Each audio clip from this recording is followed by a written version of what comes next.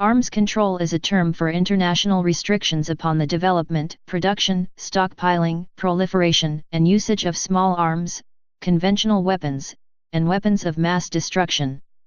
Arms control is typically exercised through the use of diplomacy, which seeks to impose such limitations upon consenting participants through international treaties and agreements, although it may also comprise efforts by a nation or group of nations to enforce limitations upon a non-consenting country. Enactment. Arms control treaties and agreements are often seen as a way to avoid costly arms races which could prove counterproductive to national aims and future peace. Some are used as ways to stop the spread of certain military technologies, such as nuclear weaponry or missile technology, in return for assurances to potential developers that they will not be victims of those technologies. Additionally, some arms control agreements are entered to limit the damage done by warfare, especially to civilians and the environment, which is seen as bad for all participants regardless of who wins a war. While arms control treaties are seen by many peace proponents as a key tool against war, by the participants, they are often seen as simply ways to limit the high costs of the development and building of weapons, and even reduce the costs associated with war itself. Arms control can even be a way of maintaining the viability of military action by limiting those weapons that would make war so costly and destructive as to make it no longer a viable tool for national policy. Enforcement. Enforcement of arms control agreements has proven difficult over time. Most agreements rely on the continued desire of the participants to abide by the terms to remain effective. Usually, when a nation no longer desires to abide by the terms, they usually will seek to either covertly circumvent the terms or to simply end their participation in the treaty. This was seen in Washington Naval Treaty, and the subsequent London Naval Treaty, where most participants sought to work around the limitations, some more legitimately than others. The United States developed better technology to get better performance from their ships while still working within the weight limits. The United Kingdom exploited a loophole in the terms. The Italians misrepresented the weight of their vessels, and went up against the limits. Japan simply left the treaty. The nations which violated the terms of the treaty did not suffer great consequences for their actions. Within little more than a decade, the treaty was abandoned. The Geneva Protocol has lasted longer and been more successful at being respected, but still nations have violated it at will when they have felt the need. Enforcement has been haphazard, with measures more a matter of politics than adherence to the terms. This meant sanctions and other measures tended to be advocated against violators primarily by their natural political enemies, while violations have been ignored or given only token measures by their political allies. More recent arms control treaties have included more stringent terms on enforcement of violations as well as verification. This last has been a major obstacle to effective enforcement, as violators often attempt to covertly circumvent the terms of the agreements. Verification is the process of determining whether or not a nation is complying with the terms of an agreement, and involves a combination of release of such information by participants as well as some way to allow participants to examine each other to verify that information. This often involves as much negotiation as the limits themselves, and in some cases questions of verification have led to the breakdown of treaty negotiations. For example, verification was cited as a major concern by opponents of the Comprehensive Test Ban Treaty, ultimately not ratified by the United States. Nations may remain in a treaty while seeking to break the limits of that treaty as opposed to simply withdrawing from it. This is for two major reasons. To openly defy an agreement, even if one withdraws from it, often is seen in a bad light politically and can carry diplomatic repercussions. Additionally, if one remains in an agreement, competitors who are also participatory may be held to the limitations of the terms, while withdrawal releases your opponents to make the same developments you are making, limiting the advantage of that development. Theory of arms control. Scholars and practitioners such as John Steinbrunner, Jonathan Dean, or Stuart Croft worked extensively on the theoretical backing of arms control. Arms control is meant to break the security dilemma. It aims at mutual security between partners and overall stability, be it in a crisis situation, a grand strategy, or stability to put an end to an arms race. Other than stability, arms control comes with cost reduction and damage limitation. It is different from disarmament since the maintenance of stability might allow for mutually controlled armament and does not take a peace without weapons stance. Nevertheless, arms control is a defensive strategy in principle, since transparency, equality, and stability do not fit into an offensive strategy. History. Pre-19th century. One of the first recorded attempts in arms control was a set of rules laid down in ancient Greece by the Amphictyonic leagues. Rulings specified how war could be waged, and breaches of this could be punished by fines or by war. There were few recorded attempts to control arms during the period between this and the rise of the Roman Catholic Church. The Church used its position as a transnational organization to limit the means of warfare. The 989 Peace of God, extended in 1033, ruling protected non-combatants, agrarian and economic facilities, and the property of the Church from war. The 1027 Truce of God also tried to prevent violence between Christians. The Second Lateran Council in 1139 prohibited the use of crossbows against other Christians, although it did not prevent its use against non-Christians. The development of firearms led to an increase in the devastation of war. The brutality of wars during this period led to efforts to formalize the rules of war, with humane treatment for prisoners of war or wounded, as well as rules to protect non-combatants and the pillaging of their property. However, during the period until the beginning of the 19th century few formal arms control agreements were recorded, except theoretical proposals and those imposed on defeated armies. One treaty which was concluded was the Strasbourg Agreement of 1675. This is the first international agreement limiting the use of chemical weapons, in this case, poison bullets. The treaty was signed between France and the Holy Roman Empire. 19th century. The 1817 Rush-Bagot Treaty between the United States and the United Kingdom was the first arms control treaty of what can be considered the modern industrial era, leading to the demilitarization of the Great Lakes and Lake Champlain region of North America. This was followed by the 1871 Treaty of Washington, which led to total demilitarization.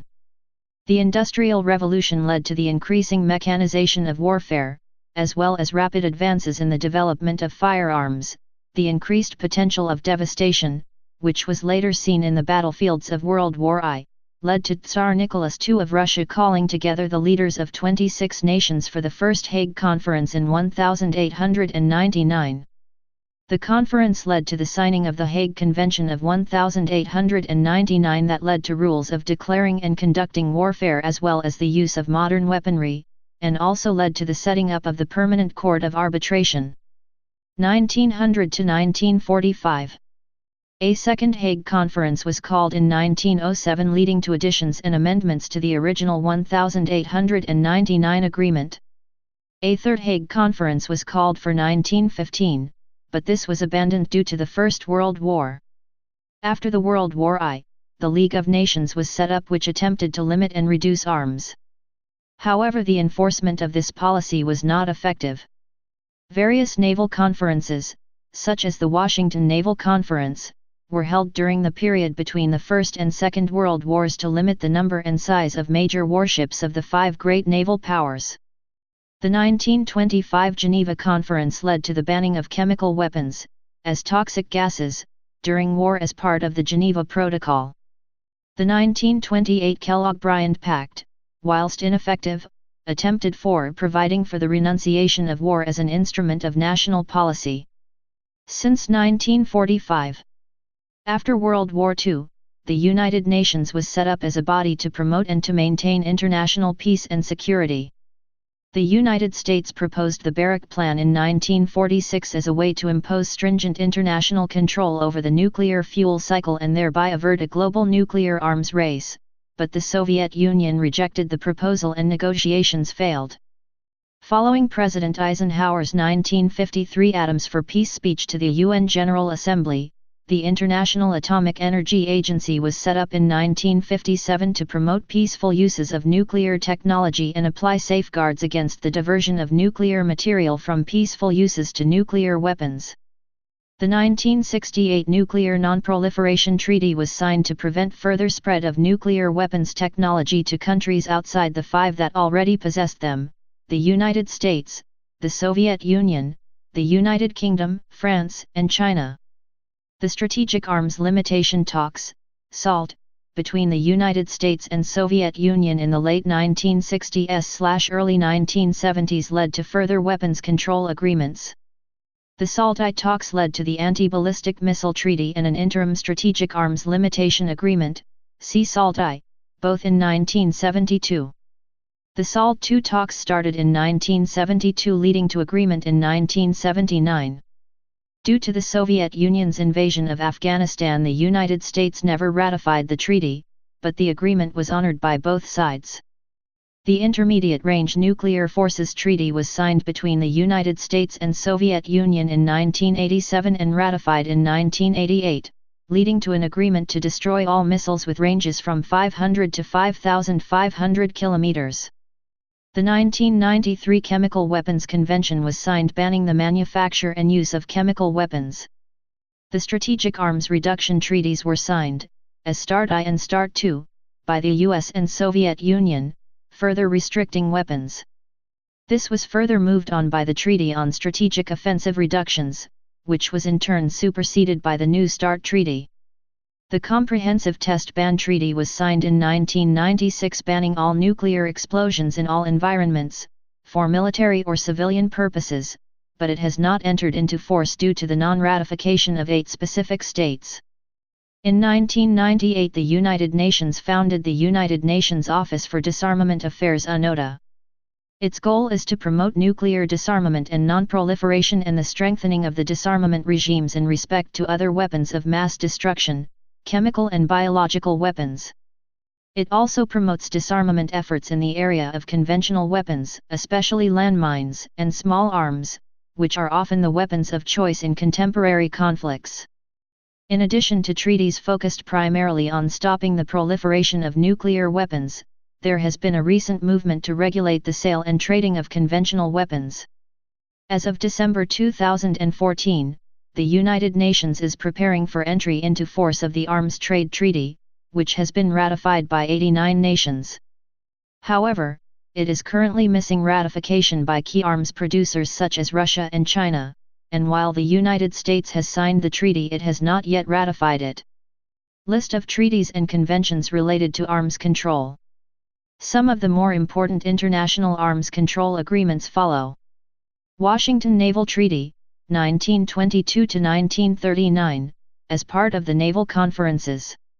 Geneva Protocol on Chemical and Biological Weapons, 1925. Antarctic Treaty, signed 1959, entered into force 1961. Partial Test Ban Treaty, signed and entered into force 1963. Outer Space Treaty, signed and entered into force 1967. Nuclear Non-Proliferation Treaty, signed 1968, entered into force 1970.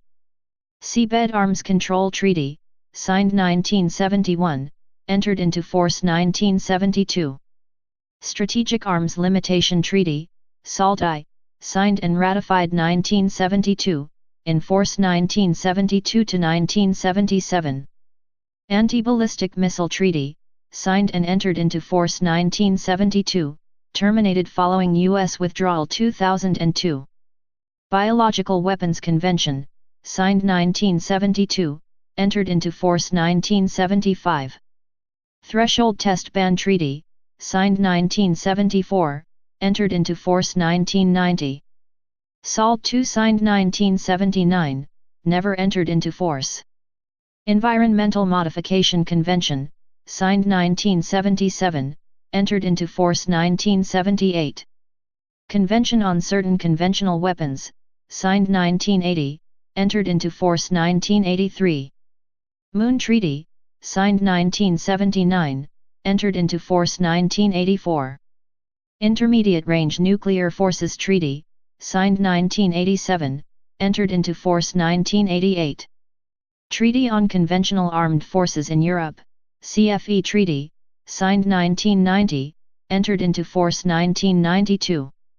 Strategic Arms Reduction Treaty I, START I, signed 1991, entered into force 1994, expired 2009.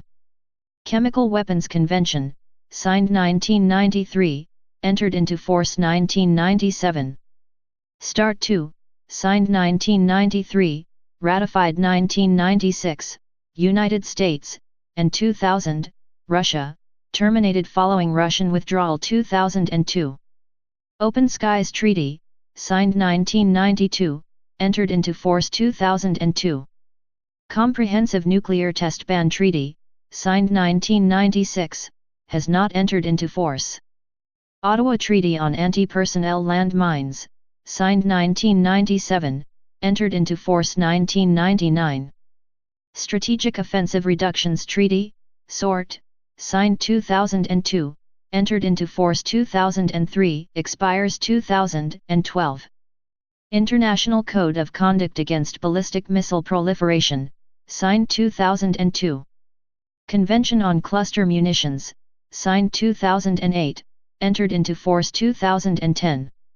New START Treaty, signed by Russia and the United States in April 2010, entered into force in February 2011. Arms Trade Treaty, concluded in 2013, entered into force on December 24, 2014. Nuclear Weapon-Free Zone Treaties. Treaty of Tlatelolco, Latin America and the Caribbean, signed 1967, entered into force 1972. Treaty of Rarotonga, South Pacific, signed 1985, entered into force 1986. Treaty of Bangkok, Southeast Asia, signed 1995, entered into force 1997. Treaty of Palindaba, Africa, signed 1996, entered into force 2009. Treaty of Semipalatinsk, Central Asia, signed 2006, entered into force 2008. Other treaties also envision the creation of NWFZ, among other objectives. These are the following. Antarctic Treaty, signed 1959, entered into force 1961. Outer Space Treaty, signed and entered into force 1967. Seabed Arms Control Treaty, signed 1971, entered into force 1972. Treaties not entered into force. Comprehensive Test Ban Treaty, signed 1996. Proposed treaties. Fissile Material Cut-Off Treaty. Nuclear Weapons Convention. Space Preservation Treaty. Final document in the framework of the United Nations Conference on the Illicit Trade in Small Arms. Export Control Regimes. Zanger Committee 1971. Nuclear Suppliers Group, NSG, 1974. Australia Group 1985. Missile Technology Control Regime, MTCR, 1987. Wassenaar Arrangement, 1996. Non-binding declarations. Ayacucho Declaration 1974. Arms Control Organizations. The intergovernmental organizations for arms control are the following. International Atomic Energy Agency, IAEA. Organization for the Prohibition of Chemical Weapons, OPCW. Organization for Security and Cooperation in Europe, OSCE, which has other functions besides arms control. Preparatory Commission for the Comprehensive Nuclear Test Ban Treaty Organization, PTO-PrepCom. Conference on Disarmament, CD. United Nations Office for Disarmament Affairs, UNODA. United Nations Institute for Disarmament Research, UNIDIR. The now disbanded United Nations Monitoring, Verification and Inspection Commission, UNMOVIC, the successor to United Nations Special Commission, UNSCOM. Failed proposal for Organization for the Prohibition of Biological Weapons. There are also numerous non-governmental organizations that promote a global reduction in nuclear arms and offer research and analysis about U.S. nuclear weapons policy. Preeminent among these organizations is the Arms Control Association, founded in 1971 to promote public understanding of and support for arms control. Others include Federation of American Scientists, FAS, founded in 1945 as the Federation of Atomic Scientists by veterans of the Manhattan Project. Campaign for Nuclear Disarmament, a leading disarmament organization in the United Kingdom, founded in 1957. Peace Action, formerly SANE, the Committee for a Sane Nuclear Policy, founded in 1957. Physicians for Social Responsibility, PSR, founded by Bernard Loan in 1961. Council for a Livable World, founded in 1962 by physicist Leo Szilard and other scientists who believed that nuclear weapons should be controlled and eventually eliminated. Stockholm International Peace Research Institute, SIPRI, founded in 1966. Union of Concerned Scientists, UCS, founded in 1969 by faculty and students at the Massachusetts Institute of Technology. Arms Control Association, founded in 1971. Center for Arms Control and Non-Proliferation, founded in 1980 as a sister organization to the Council for a Livable World. International Physicians for the Prevention of Nuclear War, IPNW, founded in 1981. Alliance for Nuclear Accountability, a national network of organizations working to address issues of nuclear weapons production and waste cleanup, founded in 1987 as the Military Production Network. Global Zero, founded in 2008. Please subscribe and thanks for watching.